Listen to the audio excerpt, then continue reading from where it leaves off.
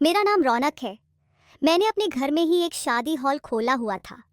लेकिन मेरे इस हॉल में जिस भी दुल्हन की शादी होती थी, उसके बाद उसकी इज्जत पर सवाल उठने लगते थे। ऐसा क्यों हो रहा था? इसका कारण समझ नहीं आ रहा था और गांव के लोग मुझ पर शक करने लगे। उनका कहना था कि इन घटनाओं के पीछे मेरा ही हाथ है। इससे गांव का माहौल बहुत ही तनावपूर्ण हो गया था। मगर मुझे खुद इन सब बातों पर यकीन नहीं हो रहा था। मैं सच जानने की कोशिश में था, क्योंकि मेरे अपने घर में भी जवान बहनें थीं और मैं खुद ऐसा कुछ कर ही नहीं सकता था जिससे किसी की बहन बेटी की इज्जत पर आंच आए। मेरा गांव छोटा ज़रूर था, लेकिन बहुत खूबसूरत था। यहाँ के लोग भी बहुत इज्जतदार थे। मेरे परिवार में मेरी 3 बहनें थीं और मैं उन सब का इकलौता भाई था। मेरी माँ भी बुजुर्ग थीं। पिता का हाल ही में निधन हुआ था और उनके जाने के बाद घर की सारी जिम्मेदारी मुझ पर आ गई थी। मैं पढ़ा लिखा था और शहर से अपनी पढ़ाई पूरी करने के बाद गांव में मेरी भी एक अच्छी पहचान बन गई थी। लोग मेरी इज्जत करते थे क्योंकि मेरे पिता भी गांव के सम्मानित व्यक्ति माने जाते थे। जिंदगी पहले बहुत सुकून भरी चल रही थी। हमारा घर बहुत बड़ा था और एक दिन मेरे मन में ख्याल आया कि क्यों ना इस बड़े घर का निचला हिस्सा शादी हॉल के रूप में किराए पर दे दिया जाए। गांव में वैसे शादी हॉल का ज्यादा चलन नहीं था, क्योंकि यहाँ लोग आम तौर पर अपने घरों से ही शादियां कर लेते थे। फिर भी मैंने अपने घर के हॉल को शादी हॉल के रूप में किराए पर देना शुरू कर दिया, ताकि गांव के लोग यहाँ छोटे मोटे फंक्शंस और शादियां कर सकें। इससे मुझे अच्छी कमाई भी होने लगी और मुझे लोगों के फंक्शंस को अच्छे से करवाने में भी खुशी मिलती थी। मैं चाहता था कि लोग बार बार मेरे घर को ही अपने फंक्शंस के लिए बुक करें। गांव में वैसे भी हमारे जैसा बड़ा घर किसी का नहीं था। इस वजह से मेरा ये काम बढ़िया तरीके से चलने लगा था। मैं हर फंक्शन में अपनी तरफ से पूरी मेहनत करता ताकि कोई कमी ना रहे। कई लोग अब तक मेरे हॉल में शादी कर चुके थे। सब कुछ ठीक चल रहा था, लेकिन अचानक एक दिन मेरे हॉल में एक बड़ी घटना हो गई। एक दुल्हन के साथ गलत हुआ और उसके सम्मान को ठेस पहुंची। ये घटना हमारे गांव के एक जमींदार की बेटी की शादी के दौरान हुई थी। जमींदार ने अपनी बेटी की शादी के लिए मुझसे घर का निचला हिस्सा किराए पर लिया था। मैंने उनके लिए ऊपर की मंजिल पर भी दुल्हन के लिए एक कमरा तैयार करवा दिया था। जमींदार अपनी बेटी की शादी को लेकर बहुत खुश था, क्योंकि उसकी बेटी बहुत आज्ञाकारी और अच्छे स्वभाव की थी। शादी की सारी रस्में अच्छे से पूरी हो गई थीं और जमींदार ने अपनी बेटी को विदा कर दिया। मुझे हॉल के किराए के पैसे भी मिल गए थे और जैसे ही शादी खत्म हुई, मैंने सफाई करवाकर सबको घर भेज दिया। रात में थककर मैं भी अपने बिस्तर पर लेट गया और गहरी नींद में सो गया। सुबह मेरी माँ ने मुझे उठाया और कहा, बेटा जल्दी उठो, बाहर बहुत लोग आए हैं और सब तुमसे मिलना चाहते हैं। मैं गहरी नींद में था, इसलिए माँ से कहा, माँ मुझे सोने दो ना, क्यों परेशान कर रही हो? आपको पता है ना कि रात मुझे कितनी देर तक जागना पड़ा था। माँ बोली, बेटा ऐसा लग रहा है कि कुछ गड़बड़ हो गई है। गांव के कई लोग बाहर खड़े हैं और हंगामा कर रहे हैं। सब तुम्हारे बारे में ही पूछ रहे हैं। मैं घबरा गया और माँ से पूछा, माँ ये आप क्या कह रही हैं? माँ ने कहा, बेटा सच कह रही हूँ, अगर यकीन नहीं हो तो खिड़की से झांक कर देख लो। लोग बहुत गुस्से में हैं और बार बार तुम्हारे बारे में पूछ रहे हैं। मैं जल्दी से उठा, मुंह हाथ धोया और तेजी से सीढ़ियाँ उतरकर नीचे आया। बाहर का नज़ारा देखकर मैं हैरान रह गया। गांव के बहुत से लोग मेरे घर के दरवाजे पर खड़े थे और सब गुस्से में लग रहे थे।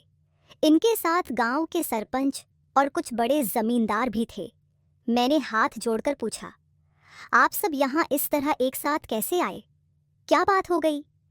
लोगों में से एक गुस्से में मुझसे बोला, तुम्हें याद होगा कि रात तुम्हारे घर से एक लड़की की विदाई हुई थी? मैंने कहा, हाँ बिल्कुल याद है, लेकिन बात क्या है? सरपंच जी ने उस लड़की को इशारा किया और वह रोते हुए आगे आई। यह वही लड़की थी जो कल दुल्हन बनी थी, खुश दिख रही थी और जिसकी बारात मेरे घर आई थी। लेकिन अब उसकी हालत देखी नहीं जा रही थी। वह बुरी तरह से रो रही थी। उसकी आंखें सूजी हुई थीं। मैंने सरपंच जी से पूछा, इस लड़की को क्या हुआ है? सरपंच जी ने मुझे एक ऐसी बात बताई जिसे सुनकर मेरे होश उड़ गए।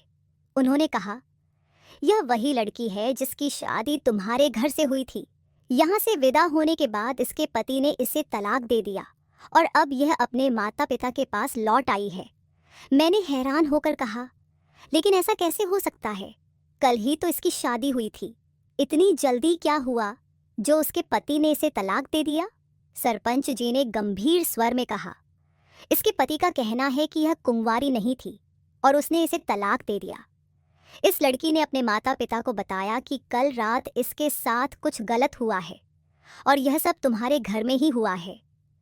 लड़की ने बताया कि जब वह अपने कमरे में तैयार हो रही थी तो अचानक बेहोश हो गई और उसके साथ किसी ने गलत किया। होश में आने के बाद उसे समझ नहीं आया कि उसके साथ क्या हुआ, लेकिन जब वह अपने पति के पास गई तो उसके पति को सब कुछ पता चल गया। इस घटना ने इस लड़की की जिंदगी बर्बाद कर दी और ऐसा सिर्फ इसलिए हुआ क्योंकि उसने तुम्हारे घर से शादी की थी। गांव वाले शोर मचाने लगे और कहने लगे कि बताओ इस लड़की के साथ रात को क्या हुआ था। लेकिन मुझे तो कुछ भी पता नहीं था। मैंने सभी को समझाने की कोशिश की, मुझे इस बारे में कुछ भी नहीं मालूम, मैं सच कह रहा हूँ। इतने में गांव का एक आदमी कहने लगा, मुझे लगता है कि यह सब कुछ इसने ही किया है क्योंकि यह इसका घर है और यहाँ ये जो चाहे कर सकता है। मैंने जवाब दिया, आप कैसी बातें कर रहे हैं? मेरे खुद के घर में भी जवान बहनें हैं। मैं किसी की बहन बेटी के साथ ऐसा कुछ कैसे कर सकता हूँ? इतने में सरपंच जी ने लड़की से पूछा कि क्या वह उस व्यक्ति को पहचानती है जिसने उसके साथ यह सब किया। लेकिन वह लड़की कुछ भी कहने की हालत में नहीं थी और बस रोती जा रही थी। तब मैंने गांव वालों से कहा, क्या किसी के पास इस बात का सबूत है कि जो भी हुआ वह मैंने किया है? मेरी यह बात सुनकर सभी लोग चुप हो गए। मैंने फिर कहा, हो सकता है कि इस लड़की के साथ यह पहले ही हो चुका हो और वह घबराहट में बेहोश हो गई हो, या फिर हो सकता है कि उसके पति ने किसी और वजह से उसे तलाक दिया हो। मेरी बात सुनकर सरपंच जी बोले, यह लड़का सही कह रहा है, बिना सबूत के हम इस पर कोई आरोप नहीं लगा सकते। सरपंच जी की बात पर गांव वाले शांत हो गए और मामला यहीं शांत हो गया। लेकिन उस लड़की के लिए न्याय पाने के लिए गांव में पंचायत बुलाई गई। उस लड़की से शादी निभाने के लिए पड़ोस के गांव का वह लड़का तैयार नहीं था जिसके साथ उसकी शादी हुई थी। उसने तलाक देकर उसे घर से निकाल दिया था। गांव वालों ने जैसे तैसे उस लड़की की शादी गांव के ही एक ऐसे लड़के से करवा दी जिसकी पत्नी पिछले साल ही गुजर गई थी। वह लड़का नेक और अच्छे स्वभाव का था और एक अच्छी नौकरी करता था। इस तरह दोनों की शादी हो गई और मामला धीरे धीरे शांत हो गया। इसके बाद फिर से मेरे घर में शादियां होने लगीं, लेकिन 2 महीने बाद फिर से वही स्थिति सामने आ गई। इस बार उसी जमींदार के छोटे भाई की बेटी की शादी मेरे हॉल में रखी गई थी और उसके साथ भी वही हुआ जो पिछली लड़की के साथ हुआ था। अगले दिन मेरे घर के बाहर भीड़ इकट्ठा हो गई। सब गुस्से में हंगामा कर रहे थे और कह रहे थे, बाहर निकलो। जैसे ही मैंने यह शोर सुना और बाहर निकला तो देखा कि गांव के लोग फिर से इकट्ठा होकर गुस्से में मुझे कह रहे थे कि उनकी बेटी की इज्जत के साथ मेरे हॉल में खिलवाड़ हुआ है। लोग चिल्लाने लगे, तुम्हारे हॉल में आखिर यह सब हो क्या रहा है? याद है पहले भी ऐसा ही हुआ था और तुमने उस वक्त कहा था कि लड़की के पति को गलतफहमी हुई होगी या फिर ये सब पहले हुआ होगा। लेकिन इस बार भी उसी तरह की घटना हुई है। लोग कहने लगे कि कल रात जब वह लड़की शादी के लिए तैयार हो रही थी तो अचानक बेहोश हो गई और उसके साथ भी कोई गलत हरकत की गई। जब वह होश में आई तो तबीयत ठीक नहीं लगी और विदाई के बाद जब वह ससुराल गई तो उसके पति ने भी कह दिया कि वह कुंवारी नहीं है और उसे तलाक देकर वापस भेज दिया। अब बताओ, क्या इस बार भी तुम यही कहोगे कि उसे कोई गलत फहमी हुई है? उनकी बातें सुनकर मैं अंदर से घबरा गया था और मेरे मुंह से शब्द नहीं निकल रहे थे। मुझे समझ में नहीं आ रहा था कि आखिर ये सब हो क्या रहा है। मैंने गांव वालों से कहा, आप सब मुझे अच्छी तरह जानते हैं। आप जानते हैं कि मैं और मेरे पिता कितनी इज्जतदार हैं। हमारे परिवार में कभी किसी ने किसी की बहन बेटी की तरफ गलत नज़र नहीं उठाई। मैं तो हमेशा हर फंक्शन में खुद शामिल रहता हूँ। आप लोग सब कुछ मेरी निगरानी में देखते हैं। मैं ऐसा नहीं कर सकता। लोग बोले, तो फिर तुम्हारे यहाँ बार बार ऐसा क्यों हो रहा है? मैंने कहा, मुझे खुद नहीं पता कि ये सब कैसे हो रहा है। जैसे आप लोग इस घटना से अनजान हैं, वैसे ही मैं भी हूँ। मैंने उनसे कहा, क्या किसी के पास कोई ऐसा सबूत है जिससे साबित होता हो कि ये सब कुछ मैंने किया है? लड़की से पूछा गया कि क्या उसे शक है कि मैंने ये सब किया, तो उसने मना कर दिया और कहा कि उसे नहीं लगता कि ये मैंने किया है। पंचायत ने फिर उस लड़की की जिंदगी को बेहतर बनाने के लिए उसके लिए उचित फैसला कर दिया। लेकिन मैं अंदर ही अंदर परेशान था कि आखिर मेरे घर में ये सब हो कैसे रहा है। मेरी अपनी बहनें भी हैं और उन्हें तो आज तक कोई नुकसान नहीं पहुंचा, पर गांव वाले बार बार मुझ पर ही आरोप लगा रहे थे। मैं तो किसी तरह से खुद को समझा रहा था और सबूत मांगकर सवालों से बच जाता था, लेकिन डर था कि अगर किसी दिन सच में कोई ऐसा सबूत मिल गया जो मेरे खिलाफ हो, तो गांव से मुझे बाहर निकाल दिया जाएगा और मेरी इज्जत भी मिट्टी में मिल जाएगी। मेरी माँ ने मुझे परेशान देखा तो समझाया, अच्छे लोगों के साथ अच्छा ही होता है। तुमने कभी किसी बहन बेटी पर गलत नज़र नहीं डाली है, तो तुम्हारे साथ कुछ गलत नहीं होगा। भगवान पर भरोसा रखो, सब ठीक हो जाएगा। लेकिन अब कुछ भी ठीक नहीं हो रहा था। मेरा कारोबार, जो कि मेरा घर ही था और जिसे मैं शादी हॉल के रूप में किराए पर देता था, पूरी तरह से बंद हो गया था। गांव के लोग अब वहां शादियां करवाने से कतराने लगे थे। इसी से मेरा घर चलता था और अब तो मेरी आमदनी का भी कोई साधन नहीं बचा था। मेरा सारा गुजारा इसी पर था। मैं बहुत परेशान रहने लगा था और समझ नहीं पा रहा था कि क्या करूं। लोगों को यह यकीन दिलाना मुश्किल हो गया था कि इन घटनाओं में मेरी कोई गलती नहीं है। मैं कई लोगों को समझाने की कोशिश कर चुका था, पर कोई मेरी बात मानने को तैयार नहीं था। अब तो मेरे शादी हॉल से कोई भी शादी करने का इच्छुक नहीं था, इसलिए मैंने हॉल को बंद कर दिया था। मेरे दोस्त भी मुझसे पूछते थे कि क्यों ना लोगों को यकीन दिला दूं, लेकिन मैं उन्हें क्या बताता। मैंने तो कई बार कोशिश की थी, पर लोग बिना सबूत के ही मुझ पर आरोप लगा देते हैं। मेरे दोस्त भी शादी के कामों में मेरी मदद करते थे। हम तीनों का एक ग्रुप था और जब भी कोई फंक्शन होता था, मैं अपने दोस्तों को बुला लिया करता था। फंक्शन के बाद मैं उन्हें कुछ पैसे भी दिया करता था। वैसे तो वे दोनों अलग अलग जगहों पर नौकरी करते थे, पर शाम को जब फ्री होते तो मेरे साथ मेहनत में लग जाते थे। मैंने कैटरिंग का काम खुद ही संभाल रखा था, इसलिए हम ही मेहमानों को खाना परोसते थे। लेकिन अब मेरा शादी हॉल बंद हो चुका था और मैं खाली बैठा इस सोच में डूबा रहता कि आखिर ये सब हो क्या रहा है। एक दिन बैठा सोच ही रहा था कि कैसे सच्चाई सामने लाऊं ताकि दुल्हनों के साथ हो रहे इस गलत काम के पीछे का असली दोषी पकड़ा जा सके। मैंने सोचा कि आखिर यह काम कौन कर सकता है, क्योंकि यह घटना एक नहीं बल्कि 2 बार हो चुकी थी। दोनों बार ये सब तब हुआ जब बारात आने वाली थी। इसका मतलब ये था कि बारात के लोग इसके जिम्मेदार नहीं हो सकते थे, बल्कि जो भी ये कर रहा था वह हम लोगों में से ही कोई था। सबका शक मुझ पर ही जा रहा था, लेकिन मैं ऐसा कर ही नहीं सकता। आखिर कौन हो सकता है, क्योंकि मेरे परिवार में भी कोई ऐसा नहीं था। फिर अचानक मेरा ध्यान मेरे अपने दोस्तों की ओर गया, लेकिन अपने दोस्तों पर शक करना भी मेरे लिए मुश्किल था, क्योंकि वे बहुत मेहनती और नेक थे। पैसे कमाने के लिए ही वे मेरे साथ काम करते थे। फिर अचानक मुझे ध्यान आया कि मेरा एक दोस्त अखिल दोनों ही बार फंक्शन के बीच से ही गायब हो गया था। पहली बार उसने कहा था कि उसकी माँ की तबीयत ठीक नहीं है, इसलिए वह घर जा रहा है। वह 2-3 दिन बाद ही लौटा। दूसरी बार भी उसने किसी ज़रूरी काम का बहाना किया और 1 घंटे में लौटने का कहा, पर वह भी तब 2-3 दिन बाद लौटा। मुझे समझ में नहीं आ रहा था कि क्या मैं अखिल पर शक करके सही कर रहा हूँ या गलत। अब गांव में यह अफवाह फैल चुकी थी कि मेरे शादी हॉल से शादी करने वाली लड़कियां शादी से पहले ही अपनी इज्जत खो बैठती हैं और बाद में उनके पति उन्हें तलाक दे देते हैं।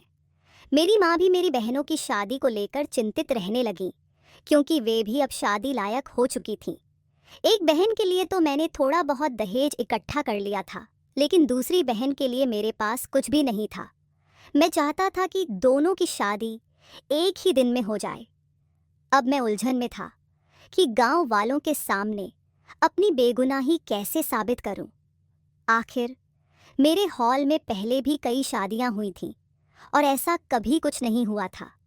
ये सब बस इन 2 शादियों में ही क्यों हुआ? फिर मैंने सोचा कि दोनों ही बार यह घटनाएं जमींदार की बेटियों के साथ ही हुई। इसका मतलब कहीं ना कहीं इसका संबंध जरूर है।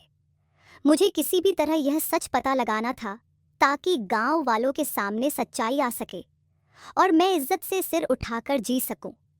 इसलिए मैंने एक योजना बनाई और अकेले ही गांव के सरपंच जी के पास पहुंचा। मैंने उन्हें अपनी परेशानी बताई और उनसे मदद की गुजारिश की। सरपंच जी मेरी मदद करने को तैयार हो गए। उन्होंने जमींदार की छोटी बेटी की शादी फिर से मेरे शादी हॉल में करवाने का फैसला किया और शादी का दिन भी तय हो गया। पूरे गांव में यह बात फैला दी गई कि जमींदार के दूसरे नंबर की बेटी की शादी होने वाली है और सारे गांव वालों को निमंत्रण भी दे दिया गया। गांव वाले हैरान थे कि इस बार भी जमींदार अपनी बेटी की शादी मेरे हॉल से ही क्यों करवा रहा है। लोग जमींदार से कई सवाल कर रहे थे, लेकिन उसने किसी को भी जवाब नहीं दिया, क्योंकि वह भी मेरे इस प्लान का हिस्सा था। आखिरकार शादी का दिन आ ही गया। बारात आने से लगभग आधे घंटे पहले मैंने दुल्हन के कमरे की अच्छी तरह से जांच की और अपने दोस्तों को भी बता दिया कि वे समय पर हॉल में काम के लिए आ जाएं। इस बार जमींदार अपनी छोटी बेटी की शादी मेरे हॉल से करवा रहा था। शाम तक मेरे दोनों दोस्त भी मेरे घर आ गए थे। शादी की तैयारियां पूरी हो चुकी थीं, खाना बनने लगा था और हमने हॉल को सजा दिया था। धीरे धीरे मेहमान भी आने लगे। दुल्हन को हॉल में लाकर उसके कमरे में भेज दिया गया और लड़कियां उसे तैयार करने में लग गईं। मैं अपने मोबाइल पर नज़र रख रहा था, क्योंकि मैंने पहले से ही दुल्हन के कमरे में कैमरे लगवा दिए थे जो मेरे मोबाइल से जुड़े थे, ताकि यह देख सकूं कि वहां कौन जा रहा है। कमरे में कुछ लड़कियां दुल्हन से बातचीत कर रही थीं और फिर वे भी बाहर निकल गईं। अब दुल्हन कमरे में अकेली थी। तभी मैंने देखा कि मेरा दोस्त अखिल हाथ में फूलों की थाली लेकर दुल्हन के कमरे में गया। ये सफ़ेद चमेली के फूल थे जिनका इस कार्यक्रम में कोई काम नहीं था और न ही हमने इन्हें मंगवाया था। अखिल ने ये फूलों की थाली कमरे में रखी और बाहर आ गया। यह देखकर मैं हैरान रह गया। कुछ देर बाद मैंने देखा कि दुल्हन अचानक बिस्तर पर गिर गई। इसका मतलब वह बेहोश हो गई थी, पर वह बेहोश कैसे हुई यह समझ नहीं आया। तभी मैंने देखा कि अखिल दोबारा कमरे में दाखिल हुआ और अंदर से दरवाज़ा बंद कर लिया। वह धीरे धीरे दुल्हन के पास जाने लगा। तुरंत मैंने मोबाइल बंद किया और 2-3 लोगों को अपने साथ लेकर दुल्हन के कमरे की ओर दौड़ पड़ा।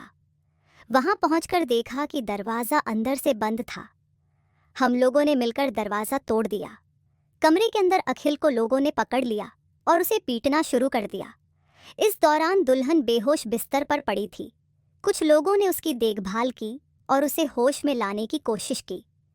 डॉक्टर को भी बुलाया गया। अखिल को पकड़कर नीचे ले जाया गया, जहां शादी का समारोह हो रहा था। समारोह रोक दिया गया और सबके सामने अखिल से सच बताने को कहा गया। डॉक्टर ने बताया कि दुल्हन थोड़ी देर में होश में आ जाएगी। मैंने अखिल से सवाल किया कि आखिर उसने ऐसा क्यों किया।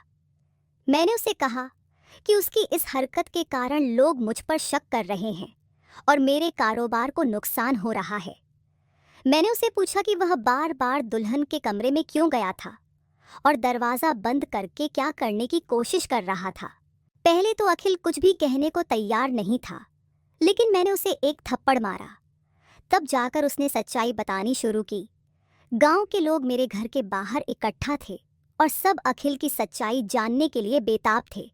अखिल ने बताया कि उसने लड़कियों के साथ कुछ भी गलत नहीं किया, लेकिन वह जमींदार की बेटियों के साथ वही करना चाहता था जो उसकी बहनों के साथ हुआ था।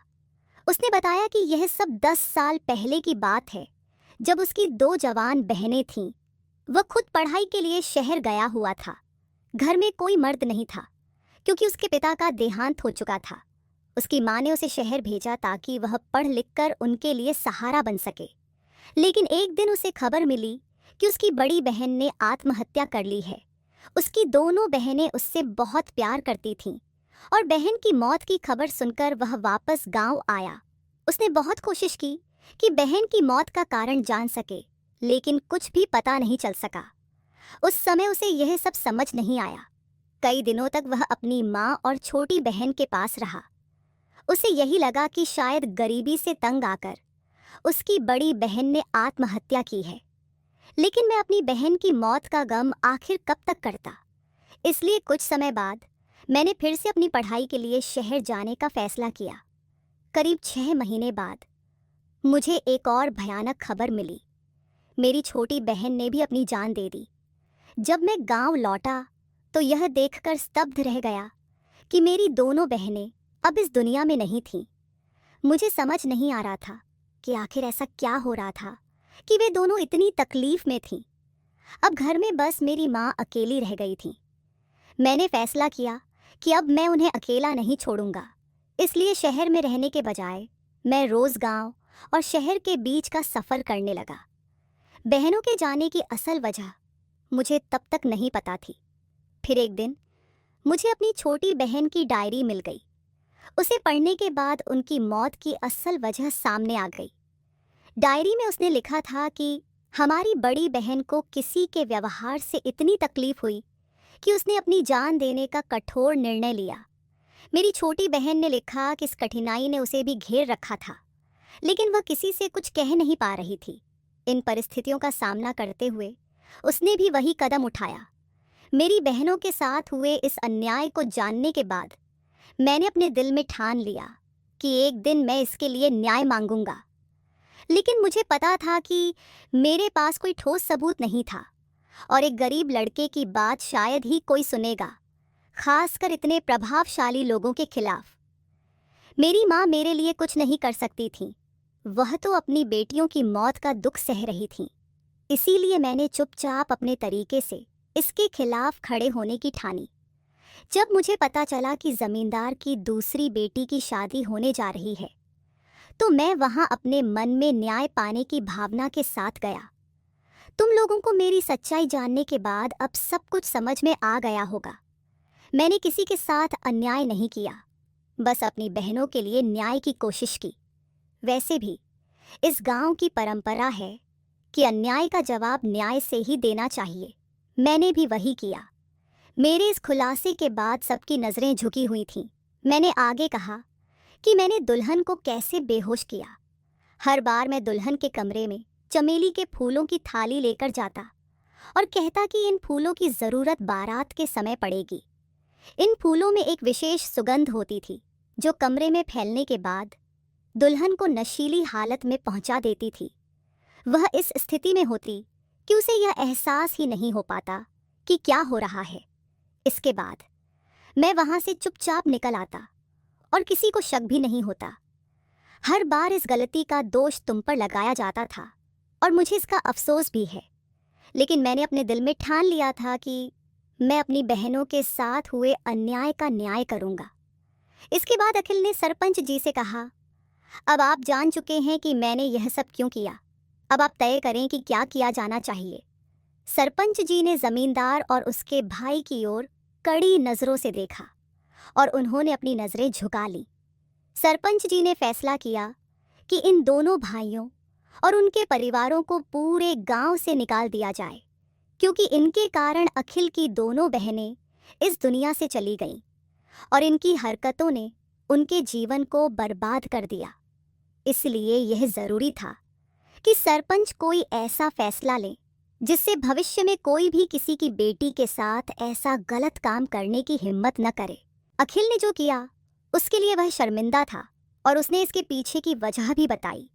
वह सबके सामने हाथ जोड़कर माफ़ी मांग रहा था और उसे माफ़ भी कर दिया गया।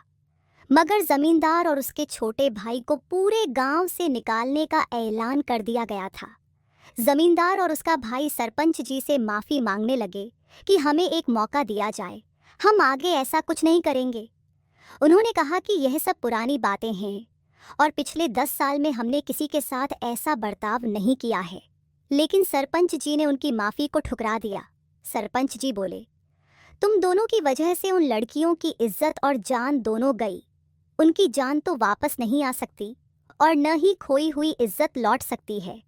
मैं तुम्हें गांव से इसीलिए निकाल रहा हूं ताकि जब तुम्हारी बेइज्जती गांव भर में चर्चा का विषय बनेगी तब तुम समझोगे कि किसी के सम्मान को छीनने का दर्द क्या होता है। सरपंच जी के इस फैसले से गांव वाले बहुत खुश थे। सरपंच जी ने सबके सामने बताया कि आज जो सच सामने आया है वह अखिल के कारण ही हुआ है। यह कोई असली शादी नहीं थी, बल्कि एक योजना थी ताकि सच सबके सामने आ सके। सरपंच जी ने अखिल से कहा, तुम चाहते तो पहले भी यह बात हमें बता सकते थे, लेकिन हम शायद तुम्हारी बात पर यकीन न करते, क्योंकि उस समय तुम बहुत छोटे थे और तुम्हें झूठा साबित करना आसान था। अब तुम अपनी गलती पर शर्मिंदा हो, इसलिए हमने तुम्हें माफ कर दिया। लेकिन याद रखना, अब हमारे गांव का कोई भी व्यक्ति किसी की बेटी के साथ ऐसा नहीं करेगा। अगर किसी ने ऐसा करने की कोशिश भी की तो उसे पूरे गांव में बेइज्जत करके बाहर निकाल दिया जाएगा और उसकी एक भी नस्ल इस गांव में नहीं रहेगी। सरपंच जी के इस फैसले से सब लोग बहुत खुश थे, क्योंकि यह फैसला न केवल गांव के लिए बल्कि गांव की हर बेटी और बहन के सम्मान और सुरक्षा के लिए था। यह फैसला था कि वे अपने घरों में सुरक्षित रह सकें और बिना डर के गांव में सर उठाकर चल सकें।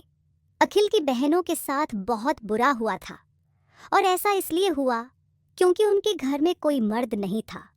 कुछ लोग घर के पीछे के रास्ते से चोरी छुपे आते और उनकी बहनों को परेशान करते। इन तकलीफों से तंग आकर उनकी बहनों ने आत्महत्या कर ली थी। ऐसे में हमारी जिम्मेदारी बनती है कि हम अपनी बहन बेटियों की रक्षा करें। तो दोस्तों, अगर आपके गांव, कस्बे या शहर में भी किसी बेटी के साथ ऐसा बर्ताव हो रहा है तो सुनिश्चित करें कि ऐसे दोषियों को सख्त से सख्त सजा मिले, ताकि उनमें इतना डर हो जाए कि किसी की इज्जत को गंदी नज़र से देखने की भी हिम्मत न कर सकें। आपको हमारी कहानी पसंद आई हो तो वीडियो को लाइक करें, चैनल को सब्सक्राइब करें और नोटिफिकेशन बेल दबाना न भूलें, ताकि अगली कहानी की जानकारी सबसे पहले आपको मिले।